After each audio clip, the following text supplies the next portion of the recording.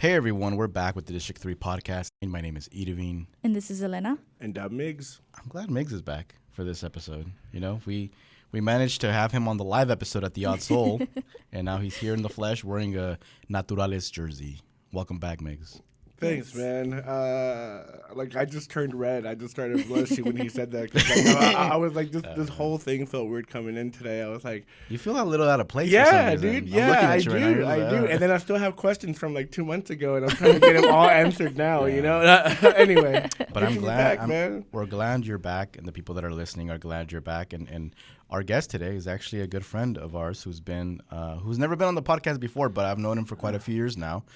He's now the new general manager of KUAF Radio, Clint Schaff. Thank you for joining us today, Clint. Yeah, what's up, y'all? Welcome. Yeah, nice to meet you, Miggs. Nice to see you both again. Right on. Yes, and I kind of eavesdropped a little bit in a conversation you were having with Elena, and she was saying that she's seen you several times out in the community and stuff, but hasn't had the opportunity to sit down with you and have a in-depth conversation on some of the work that you're doing. So I'm excited to see that and to hear those questions as well. Yeah. How are you doing? You just had a baby recently. Your wife did. Yeah. My wife Jessica and I had a baby boy named Quincy, who we pairs with our daughter Carter to complete our family. I think we're all done here.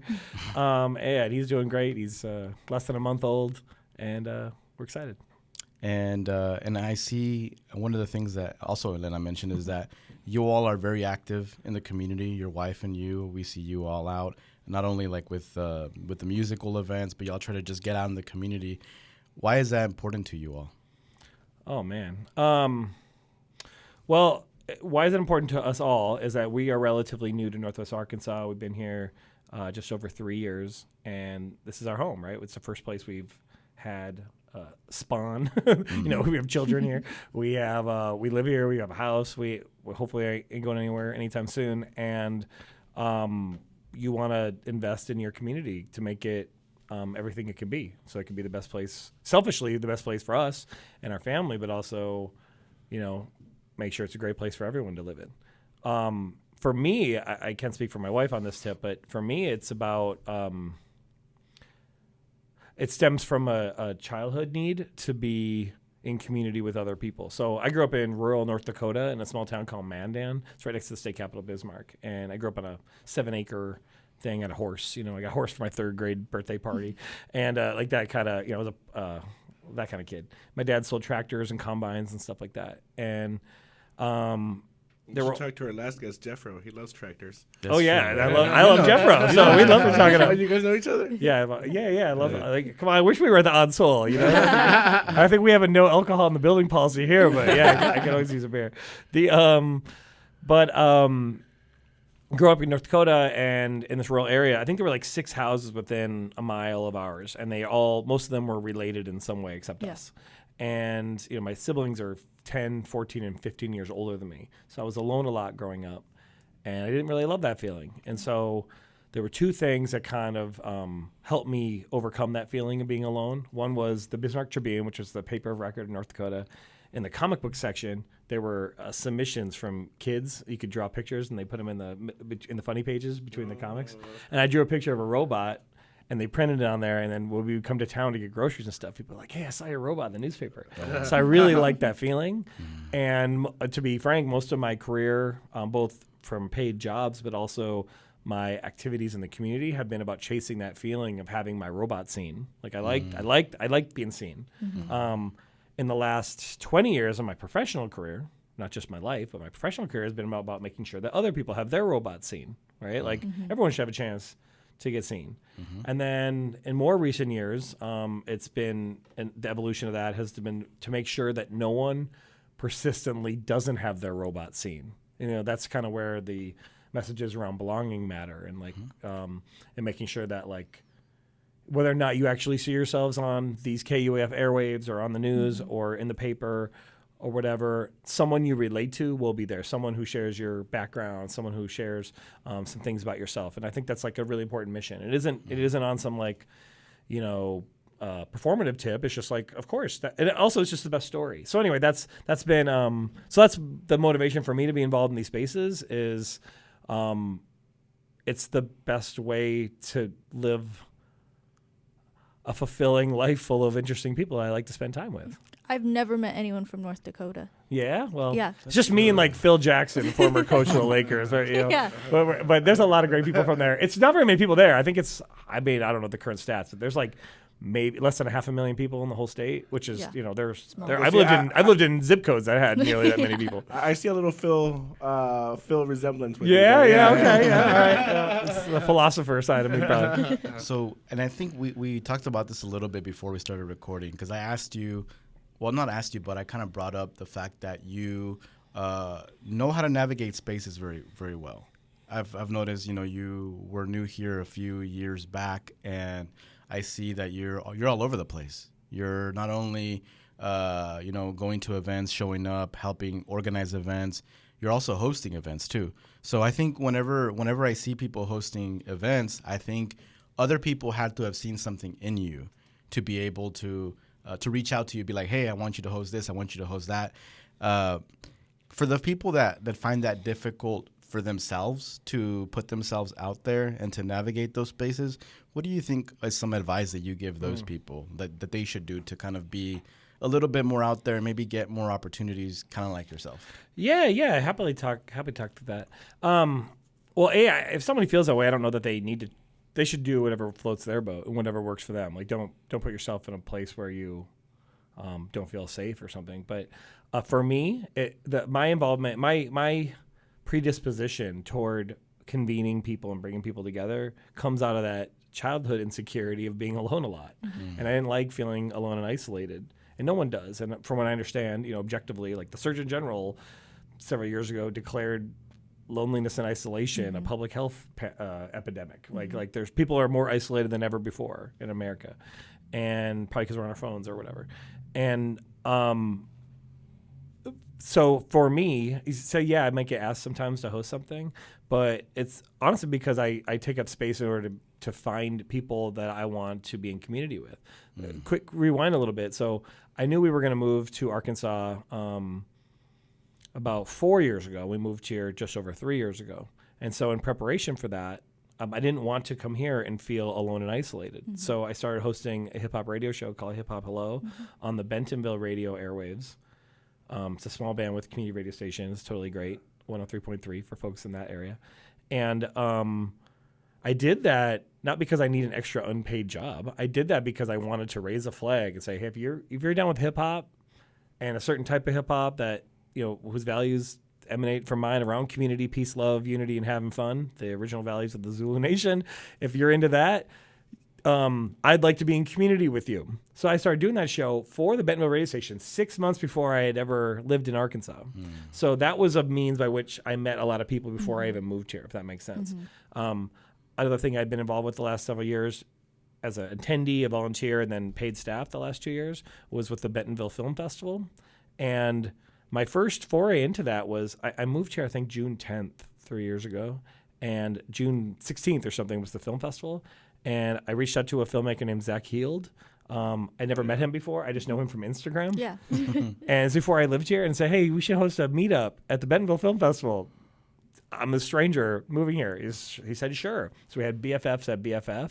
We hosted it outside the Peddler's Pub in Bentonville, invited everyone, put it on social media, and 80 people came or something. Oh, wow. That place has good pizza, by the way. It does have good pizza. I think they're moving locations right now. They need a bigger spot. Yeah, they moved to close to the library, I believe. But I bring up to say that no one gave me permission to organize those, and it wasn't a big power move. They were just, if I act in congruence with my own values, make it fun, and do it in a way that's of service to others, only good things are going to come out of it, right? So I think so. It sounds like a lot of it is just kind of not only just taking risks, but putting yourself out there, if you want to, right? Yeah. And that's kind of the advice that I was asking you for, was for the people that do want to put themselves out there, but don't even know how to even break ground.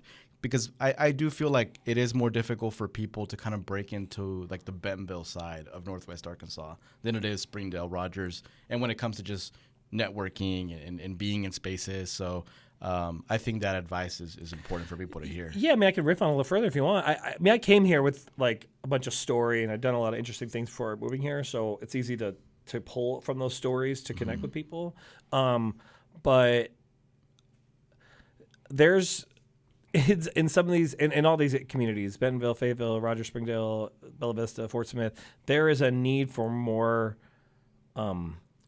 human-driven opportunities to connect that aren't necessarily put together by an organization or a cultural institution or something like that. Just regular people organizing, like y'all did at the Odd Soul last week, and not necessarily with some like giant agenda behind it that has money interests or something, right? It's just like we're just doing community for community's sake.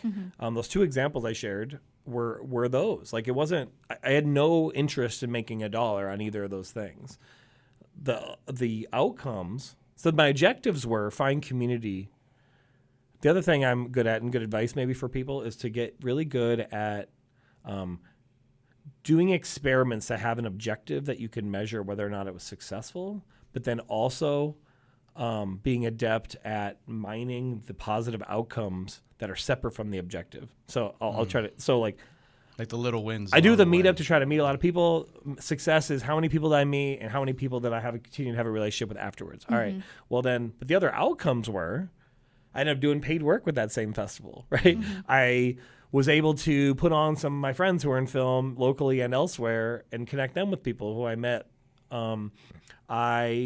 That was another credential that gave me credibility in this region that allowed me to sit in the seat here as the new general manager at KUAF. Like all those things feed together. Those were not my intended, those are not my objectives of that effort, but I'm adept at mining the outcomes that are positive, right? And y'all as podcast hosts are probably more adept than others in the same thing. You're certainly not doing this to get rich, from what I understand. So I know Irvin pays me a pretty good salary. All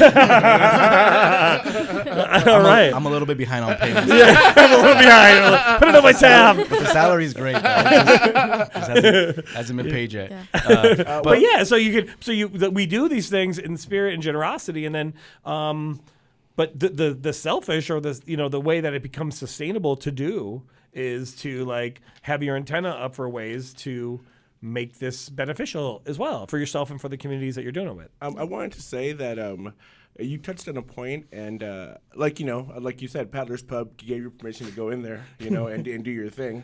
But like all these businesses are, man. I remember making small films or even a stupid video, or even because I want to take photos of somebody somewhere. Like you just walk in there, talk to the person, and they'll let you right in. They're like, "Oh, you want to use this place?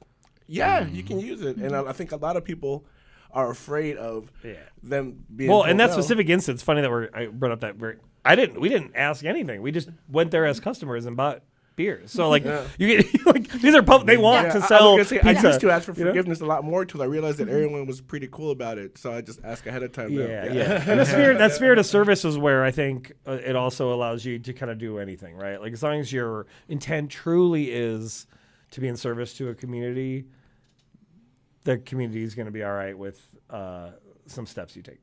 Yeah. And I think one of the things that we just recently experienced, kind of attaching to what you just said about appreciating the little wins along the way from whatever your goal is.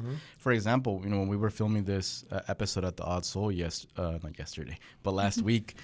We had like the owner of Natural State Beer Company come up to us because he was there with like the owner of the Grove and Lowell and someone else, and he came up to us to mix. Yeah. Oh, and Bienvenus, which is like the French restaurant. Oh yeah. Yeah, and he was like, "Hey, like I do this. I have this nonprofit that we actually help out other nonprofits. We do this, we do that." He's like, "Maybe we should have a meeting soon, and maybe we can give you like some free tickets to the Grove." Hey.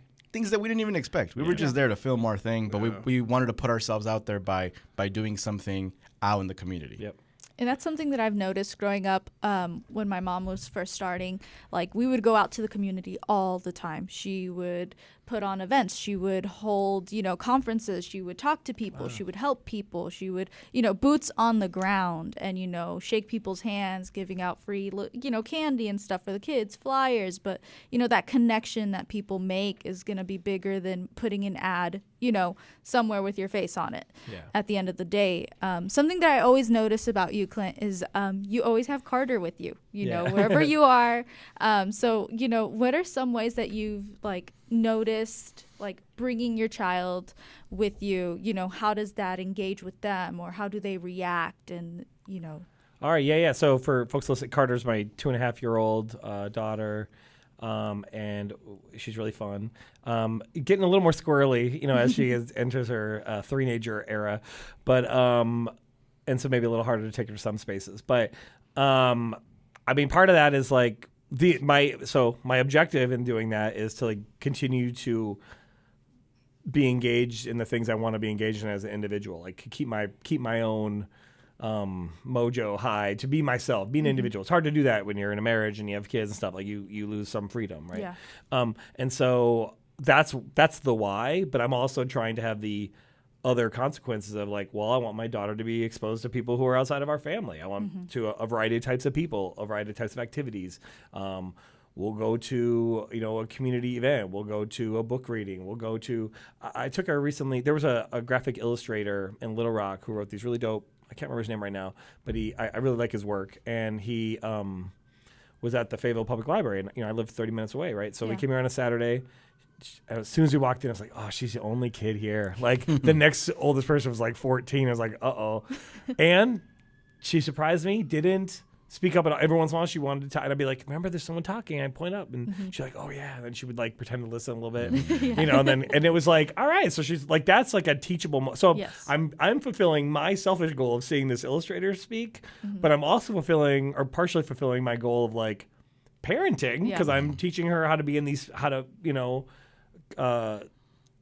to be polite in a space, to give it to, and hopefully she's learning something from what's being discussed, right? So that's all those things are great, And that was the same weekend, I believe, as the Black Business Expo at Fayetteville Town Center. So we walked, that's not too far, but kind of far. And so like then we got those two very different experiences. It's a great day for me. Like those are my favorite parenting days.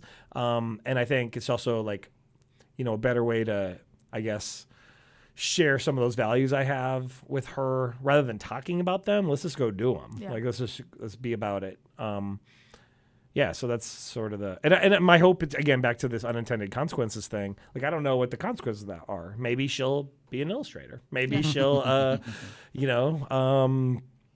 be more apt to engage in business with people who look differently than her. Like I don't know what the consequences are, but I'm excited about all those possibilities. Yeah. The example I use often, and we started out here, you get the Naturals jersey on, right? So a friend of mine, I'm borrowing this from my friend Mike Bonifer, who is a really cool guy in LA, but he often will ask people, like, what's the objective of the game of baseball? Score? Get home runs. Yeah. Home runs. Score, beat the other team, whatever. Well, what are the outcomes of the game of baseball? A winner? Like if you're playing baseball, if you're just a spectator? Of baseball. Well, what are the outcomes? Yeah, what happens because baseball exists? People have fun. Yeah. I learn how to compete. I don't know. Yeah, we can go. There's winners. There's Cracker Jack. There's peanuts. There's beer. Cultural pride, because you have say Dodger Dogs. There's food. There's fashion. There's hats that exist because of baseball. There's former president normalized relationships with Cuba because there were a lot of Cuban pitchers in the league. That's like no way Abner Doubleday, whoever invented baseball, anticipated any of those outcomes, right? That's true. So you create this game and all these wild things happen as a result.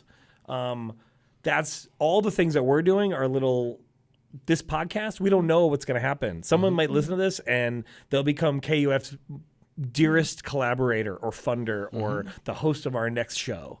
We have no idea what the outcomes are, and that's if you can become attuned to thinking that way, life is full of so many rich possibilities. And it's also just motivating to continue doing whatever work you're doing, right? Because you don't know how you're going to affect someone. And we've heard stories from people that will tell us, I listened to this episode and it touched me. I didn't know that that other people were going through this specific issue. So I definitely understand the power in that. So you made the move eventually from North Dakota to California because you did a lot of good work in California. I read that you helped start, if not you did it by yourself, I'm not sure, the LA Times Studios.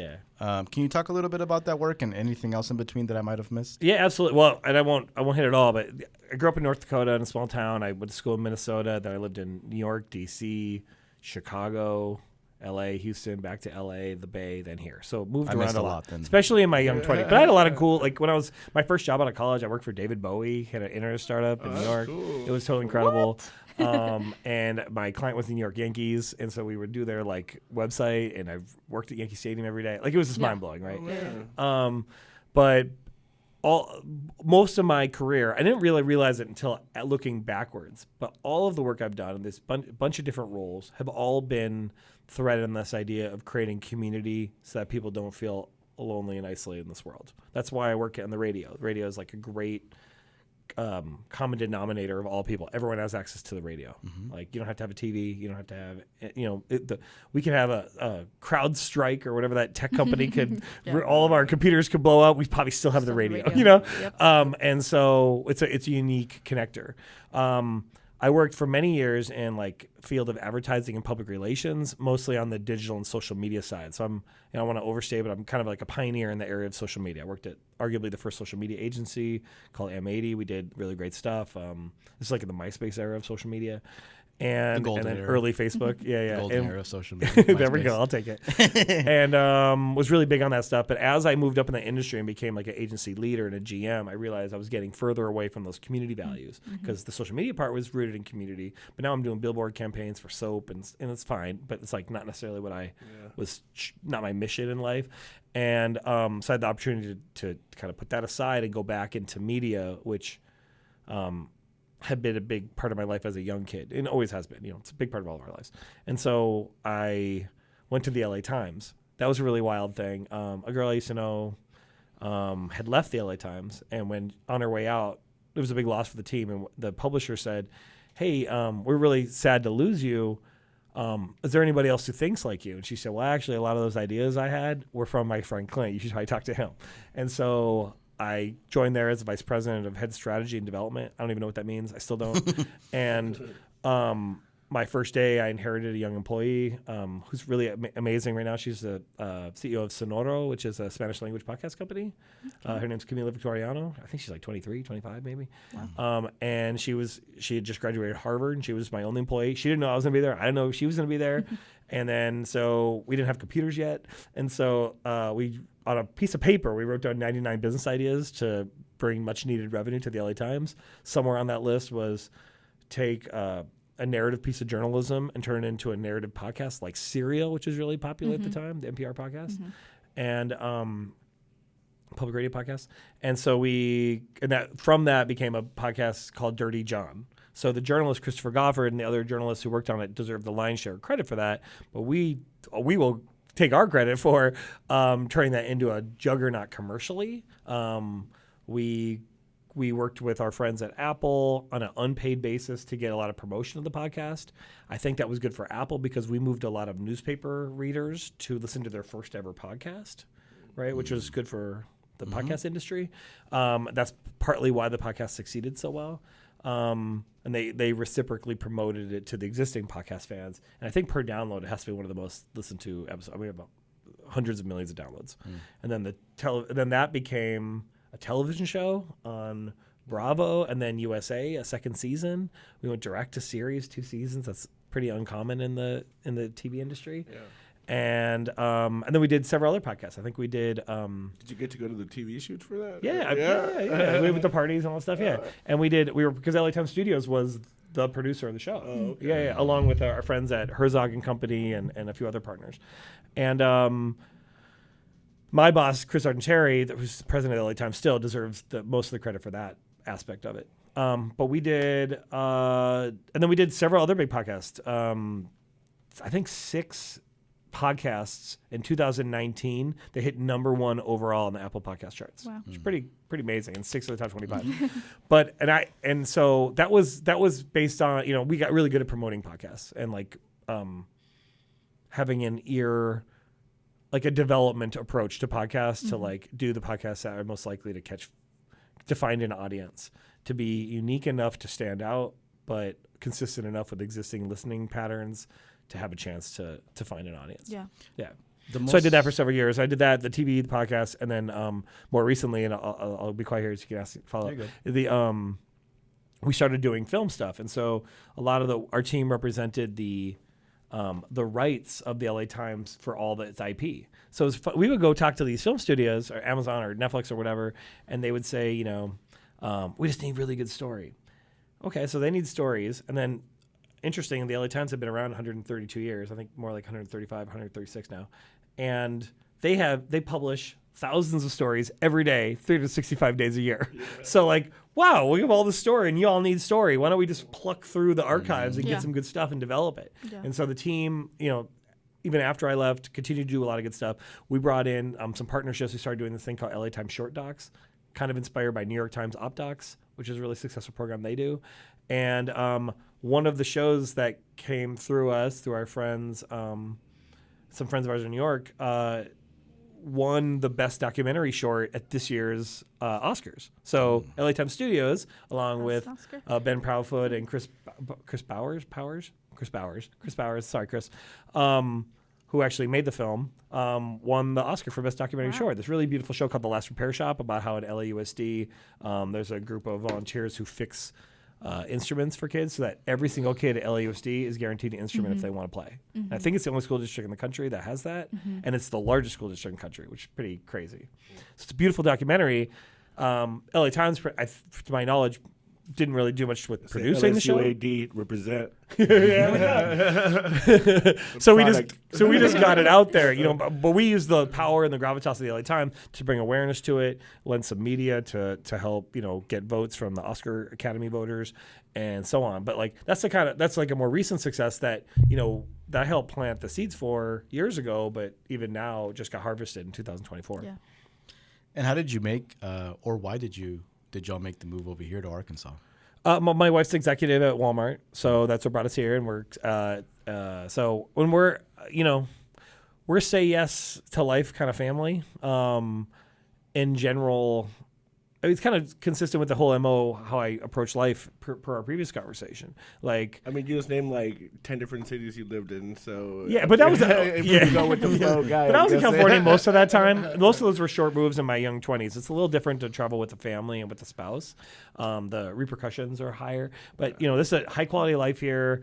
And on a but make the mistake. We moved here for my wife's career, and it'd be hypocritical for me. Women move for men in heterosexual relationships all the time, and why can't I do the same thing? And why would it even be notable that I would it shouldn't even be notable. It's not a heroic move. It's just a thing that spouses should do or partners should do for each other when it makes sense for the family, right? Agreed. So that's why we're here, and as it turns out, it ends up being a really rad place to live for many reasons. On a selfish tip, it's sort of like, on a good day, it's the best of what I experienced growing up in North Dakota and the best of what I experienced growing up in living as an adult in major metropolitan cities. Because we have a lot of access to arts and culture, and it's a fairly diverse area, or at least growing. At least I've been able to put myself in spaces with a lot of diverse groups of people. And I'm still going to see the Roots and Run the Jewels and Big Boy and all the stuff I would do in a big city. Yeah. And I'm also, I don't know, there's at 8:00 p.m. there's families of 7 riding by on their bicycles in front of our front. Where am I? What TV show is this? Yeah. So it's a really nice quality of life, and it's a great place for us to be at this stage in our family. And we love it here. I also wanted to ask you about the musical. Is it a festival that Jessica, your wife, and you host at your house? We're not behind that, certainly. Yeah, there's our friend Jared Sears, who would be a good guest for y'all to have on. Yeah, Jared. He hosts this thing called Home Sweet Home. The homie Jasper's been over a couple times. And it is at your house, though, right? Yeah. So Home Sweet Home. That's what I meant by hosting it. Yeah, so City Sessions is the nonprofit, and they do shows all year round, typically in uncommon environments. So they'll in an alley or at a restaurant or wherever.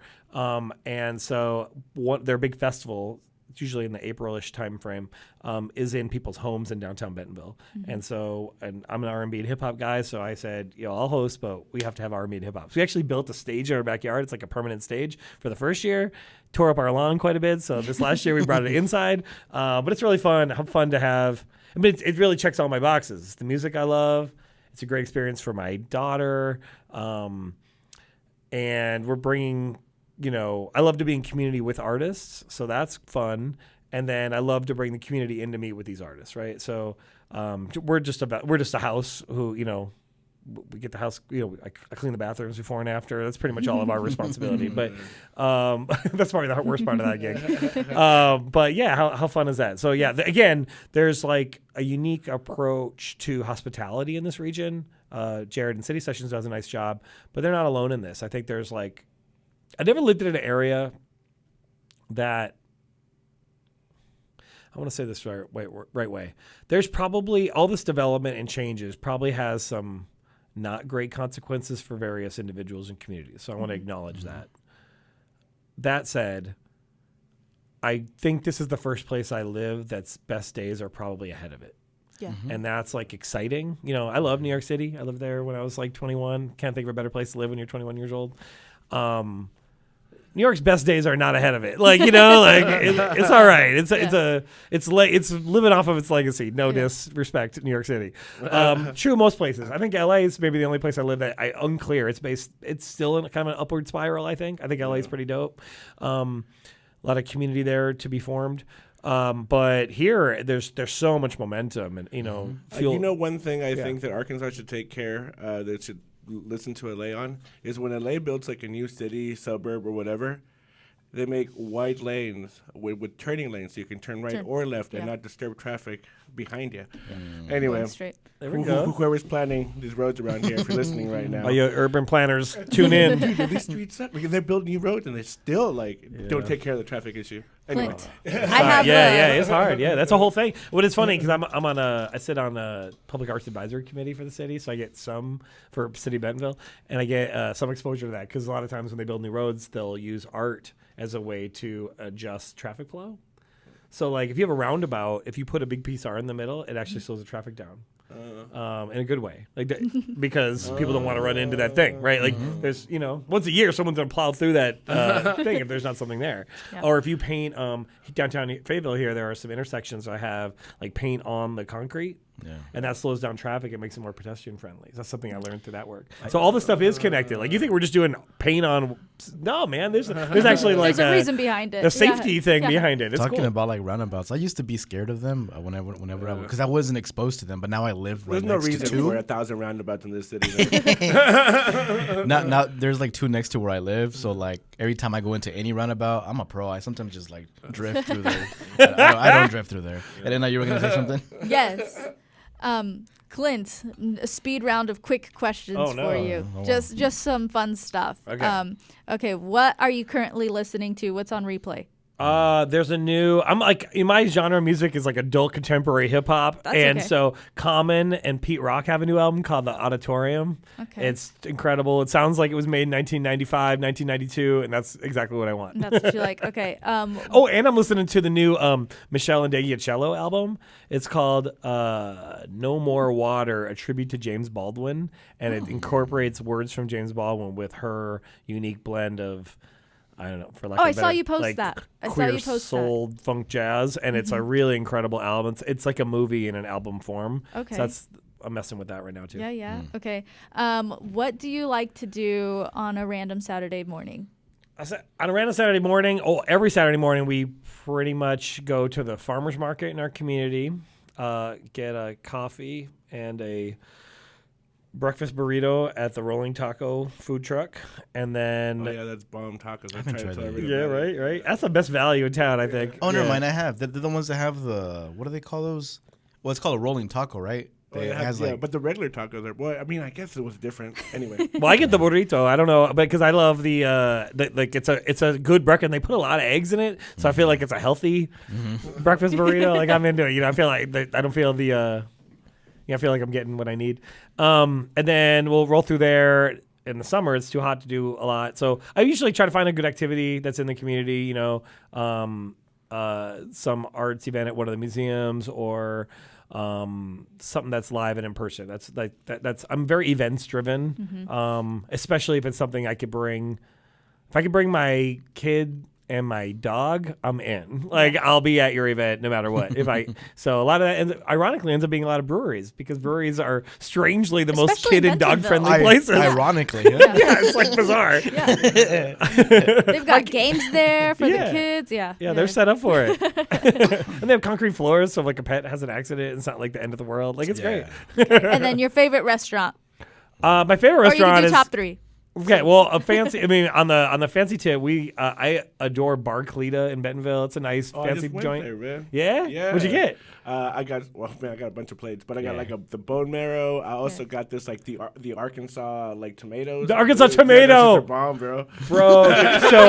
So there's this sauce around it that it all has like a hummus type consistency. Yeah. Do you know what that is? That's like several times reduced Parmesan cheese. Really? So it takes forever to make it. They reduce it. They reduce it again. They reduce it again. And it's this like super potent Parmesan cheese dip thing that you cut the tomato and you scoop it in there. And then it's like so citrusy, good. but like the nuts kind of calm it down a little bit. Man, Anyway, it's so dope. Okay. So that's my favorite. That's my favorite spot. I love a good barbecue spot. Chef Nate Walls, Secondhand Smoke, or that's not a restaurant, but I like to be in spaces where he's cooking. Yeah. What else? I mean, those are just a couple of my favorites. Yeah. Okay. What about Mexican food? Well, I'm usually going to my neighborhood, right? So, I'm eating a lot of like coffee shop Mexican, which I know is like faking the funk, but I'll do like, the breakfast tacos at Meteor or the, They have food there? They have good food at Meteor. Yeah. And there's the one opening here in Fayetteville as well, South Yard on Friday. I did not check know that. out. Yeah. It isn't cheap, but it's good. And man, we just had here in the office, we had Carmelitas, which is catering. I think formerly was a restaurant. That was really good. I was full that day, and then when you missed out. Someone offered, I think that Ryan offered. I was like, man, I wish I wasn't full. The food looked good. Then I went to your office, and you were eating you had like 3 tacos there. And Yeah, I had 3 tacos. why you gonna put me on blast? Come on, man. I had some. It was 1.5 tacos, like Jess. I promise. You It had was like only 6 tacos there.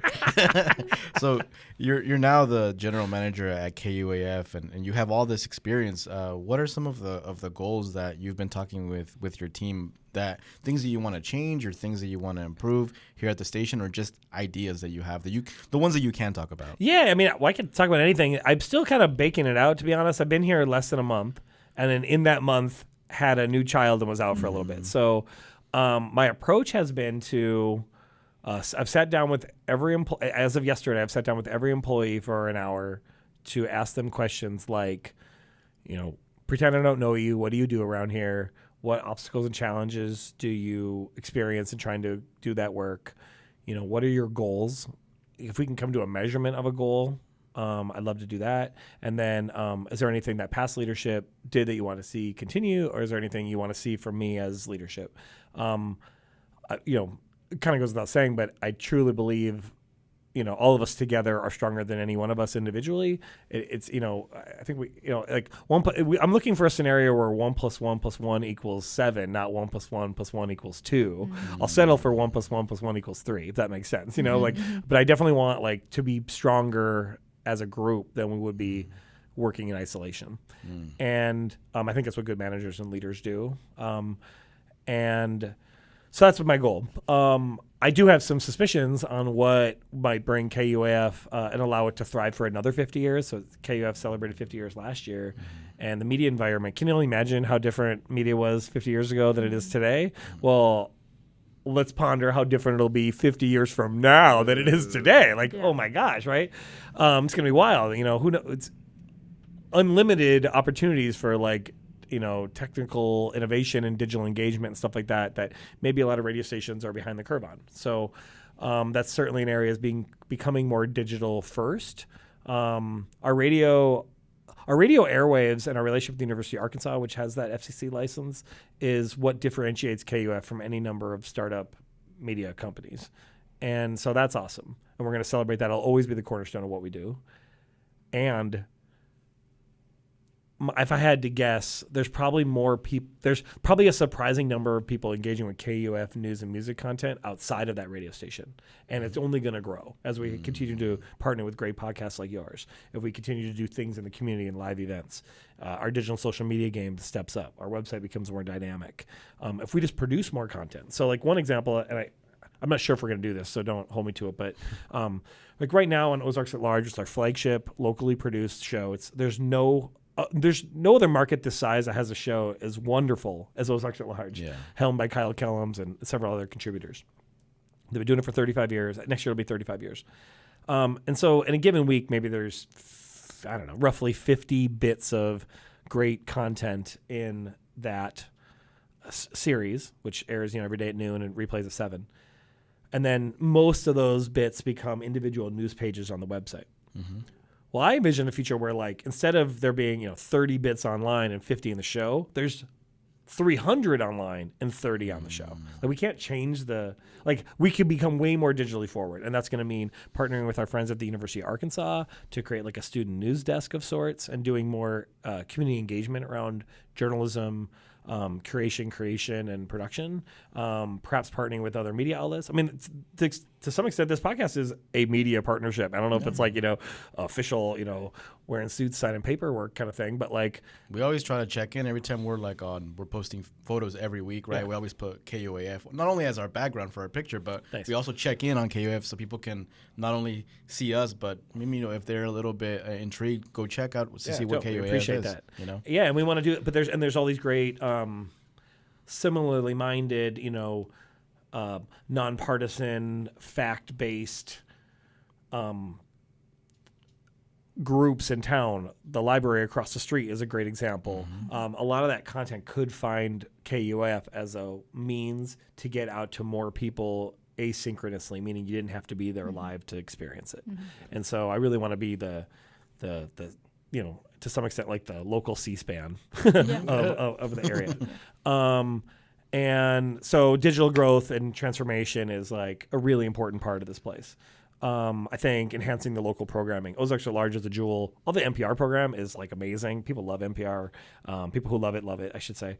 And that's always going to be high quality content that we are able to acquire and bring to this market through donor and member supported listening, right? Mm-hmm. So when people sign up, that's what allows us to produce Ozarks at Large, and it allows us to bring those NPR shows to this area. It's not free, and then but it's free to you.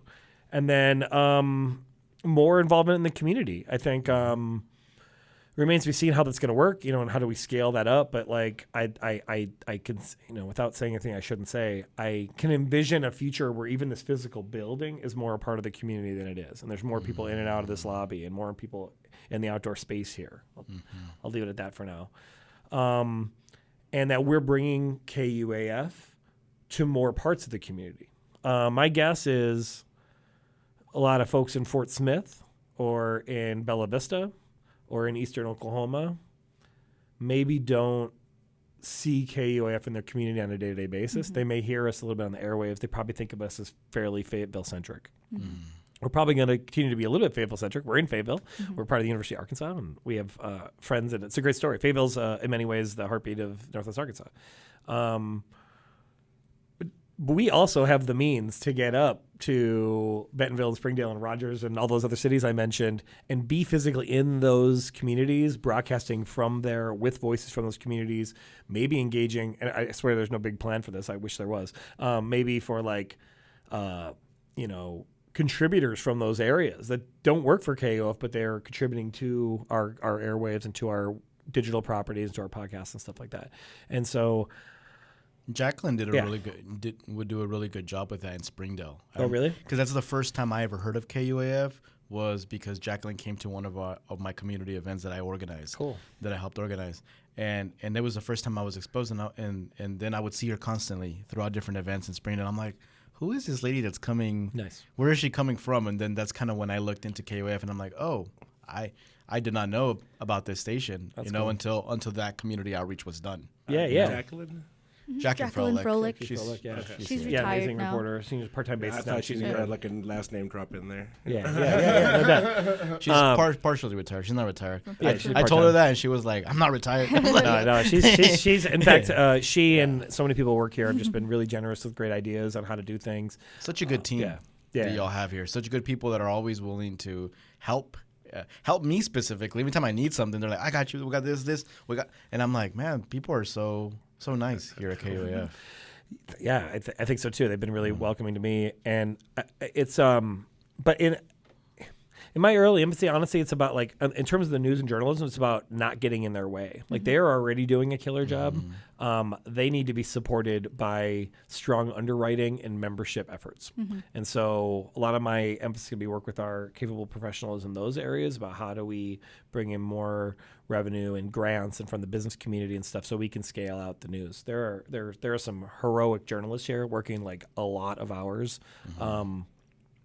Unsung heroes in the community, really, and so we need to give them more support and resources so they can better support this community and be the connective tissue to resources in the community.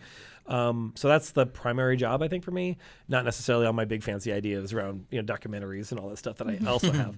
And I think the way we're going to get there, and this isn't like the most exciting call to action, but is with performance-based goals. And what I mean is. It's really easy to set goals. Think of our own personal lives. You may have a personal goal, and you'll. I want to read more books. All right, so you buy some books, and you decide you're going to read before you go to bed. All right, and some days you do, some days you don't. And it's better than not having the goal.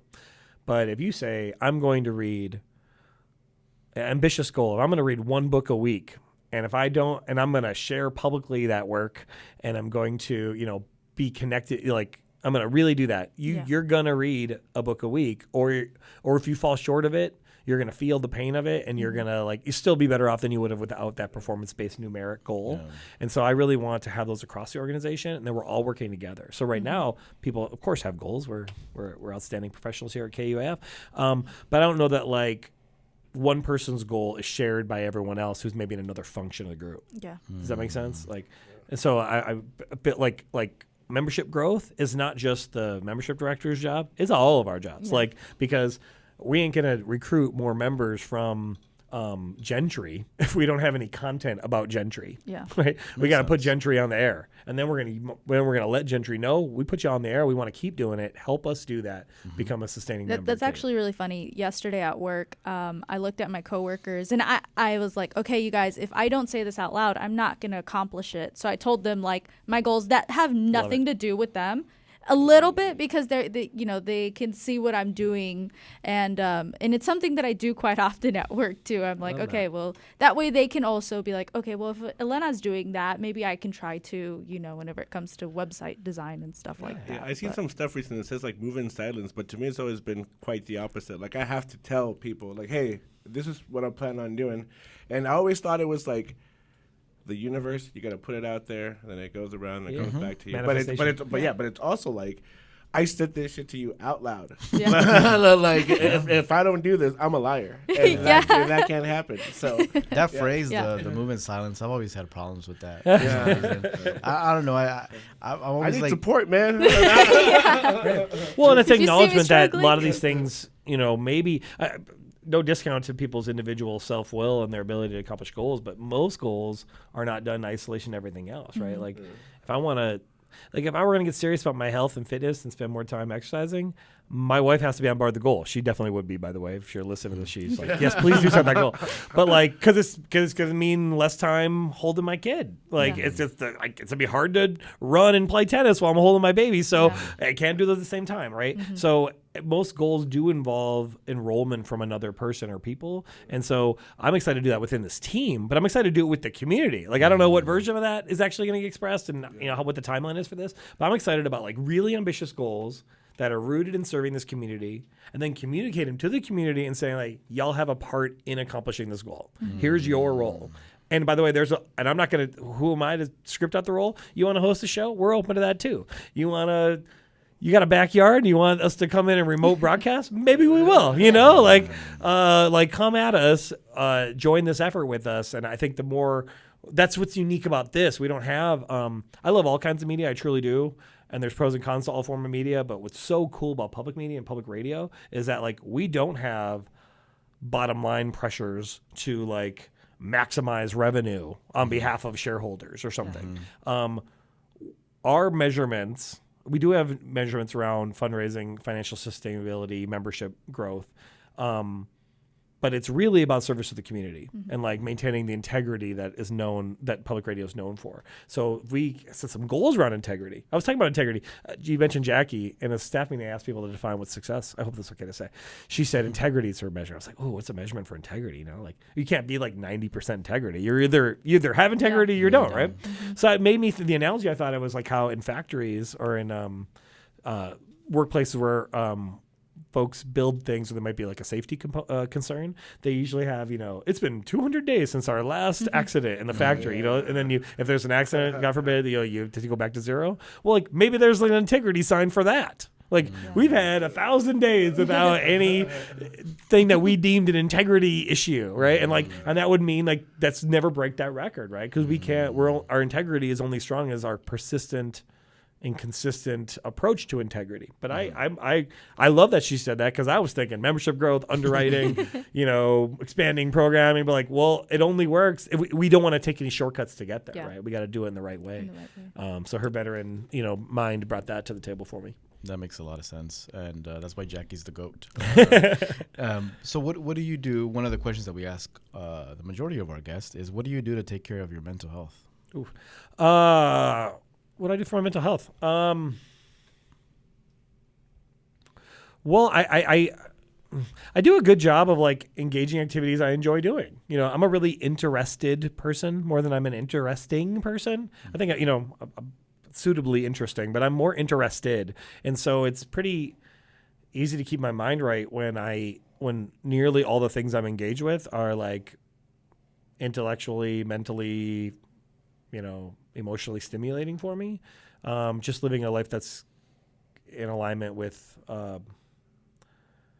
who I think I am naturally, whatever that means, and who I want to be. And so like I don't feel there's a lot of areas of my life that are incongruent. And so I'm really happy. I'm proud of myself for that. It allows for a good mental health state. I like reading. I like music. I love my family. One thing, this is one thing that isn't productive activity that I do. I've been playing tennis once a week, and I played tennis in high school. In North Dakota, like no one plays tennis, so like I went to the state tournament, but I'm like not that good, And it's really nice to like. What I love about it is one of the few activities I have where like I cannot have my phone on me. I like so I like that. I want to do more of that. I also played basketball growing up, and I kind of want to dust that off. I don't know if my knees agree with me, but I want to like get back to a regular game of basketball, because I think it's another place where I could be fully present and not. The downside of my positive approach to life is when you're always trying to draw connections between different things for mutual benefit of those various things, you're sometimes not as present in the one thing as you could be, And so participating in a team sport is an example of one where I have to be present, because there's some people relying on me, and there's no time to like stop, So I want to do more of that maybe. Yeah. Okay. And kind of piggybacking off of what Elena, the rapid questions that Elena was asking you, you're also I guess what the correct term is. You're a fan of the spirits, like us here on this show. What's your favorite drink? What's your favorite alcoholic drink? Most of the times I've spoken with you has been in a bar, I think. Yeah, that's fine. That's fine. Well, but we were watching sports or some community activity, Of course. I think one time I saw you at the On Soul, we were both there for like some kind of soccer match. The preacher's son too, right? That's where I saw you last time in Bentonville. Oh yeah, I can't remember what that. Oh yeah, was I DJing that night? Maybe. Yeah, you were DJing. Okay. So again, it wasn't really about the booze as much as like the community that forms around. Music and food and beverage are like where people find community. So you could find me around one of those things usually. I don't know. I mean, I like probably whiskey and bourbon-based drinks primarily. Yeah, like a old fashioned or whatever. And I'm kind of a sucker for like whatever the specialty cocktail is at a restaurant where they're like, we have this bourbon drink that has beeswax and whatever. I'm like, all right, let's try it out. I just like to mix it up, look for a variation on something. I'm like, okay, if it's got like a good gin and like Or like, why did I just order? Let me Google what goes good with that. Oh, there you go. So you're like a connoisseur then. All right. No, that's mixed too. We walk into a bar, Migs will be like, oh, what's the specials today? Yeah. Well, it's funny. I mean, not that because it's interestingly like I rarely, or I want to almost say never, consume at home. And so because I had a rule, I'm a pretty social guy, you end up like going out to the bars and stuff when you're social. So I Like I don't drink alone ever. Like, I don't know if I've ever had a drink by myself. And so that's like a good rule, that's always it's tied to a positive emotion. Cause I think, sometimes people go, alcohol, at the end of the day is probably not a great thing for humanity. And so, and so like anything has its pros and cons, but, one trap that I created for myself is to have that rule. And that way, like the drinking will never be motivated by a negative emotion, or probably won't be. Or if it is, it's like, oh my gosh, somebody's lost someone or their dog died or something. Like, well, we have a beer in mourning that, but at least it's in community with this other person. It isn't like let's drink away our sorrows kind of thing. I kind of do that, but now I don't know. I used to have a beer by myself, and then all of a sudden it just stopped. Now it's been like a couple of years, and I really don't drink. Like, if my friend comes over, they'll come and raid the fridge or whatever, try to keep him off the good stuff. But that was actually liberating. One of those homes, we had when the Wu-Tang Clan was at the Momentary, we live a few blocks from there. We had a lot of people over. Maybe a couple hundred people came over to our house to pre-party for the show. And we all walked over to the show together. It was like super cool. I felt very at home that day. And the first time, because the good stuff, I love this for this comment, we just like put all the even the good stuff was out, and it was like so liberating to not hoard the good stuff. It was like, at the end of the day, it's just like a bottle of stuff, of fun poison. So like, they can have the fun poison too. So it was like even more. It was a liberating experiment to do that. We come to the next one, man. Next time. Well, Clint, thank you for making the time to be here. I appreciate it. I feel like there's way more that we could have talked about. We didn't even get into your DJ part, but maybe we'll leave that for like part 2. Dude. Yeah, everything was like everything he said. I had like so many more questions, but anyway. I work here in KUAF, just 4 doors down. So if y'all want me to come back and hang out, I'd love to come, and also to talk about some of the great stuff we're doing here at KUAF, and as we unveil more and more programs and innovations and experiments. I think a lot of what we're going to do here is not necessarily like giant experiments, but rather than hemming and hawing over whether something's the right strategy. If it's consistent with our values and we can afford to do it, we'll just try a low-cost pilot to try it out, see what the response is, and then double down on it if it's the right thing to do, or stop doing it if it's not the right thing to do. And so we'd love to come in and work with y'all to talk about those experiments and get your feedback too. Yeah. Well, I'm excited about the future, especially since we're here. We can kind of see everything, blossom. So thank you once again for being here. And we'll have to do a part 2 and do a follow-up to see where things are at a few months from now. All right. But for everybody listening, that was episode 259 of the District 3 podcast. My name is Irving. This is Elena. And Miggs. Signing off.